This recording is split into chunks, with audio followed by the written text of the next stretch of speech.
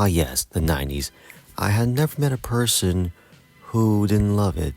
I mean, you had the Jackson scandal, the end of the Cold War, the Mulan Szechuan sauce, Columbine.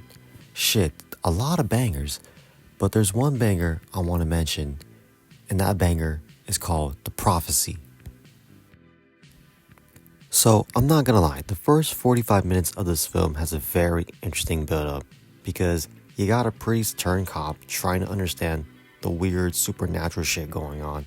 And then you have Christopher Walken doing Christopher Walken things, playing the angel Gabriel.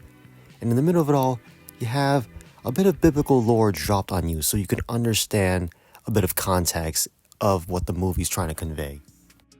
Okay, I won't go too much into spoilers, but the film revolves around a certain person dying, and whoever controls the soul in the afterlife can basically cause the end of the world.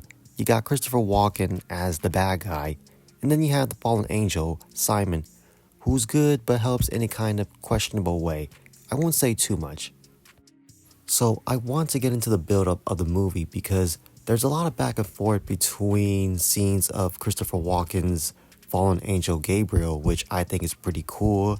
I would say he's kind of a scene stealer in a way because you have a good balance of him with some cool dark scenes, and then there's some scenes where I feel like are funny in a way because as an actor, he's got that good balance of switching it up between lighthearted but also serious antagonistic bad guy because compared to Thomas Daggett's character, who is the protagonist, he's really, I guess, the serious trying to understand it type, if that makes sense.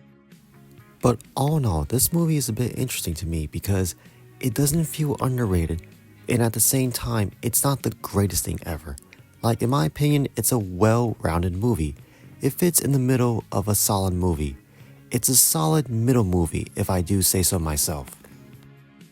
I also want to say Viggo Mortensen is really cool in this movie because it's kind of crazy how this movie came out in 1995 and then 6 years later, or maybe 7 years later, he's like this same guy plays Aragorn in Lord of the Rings.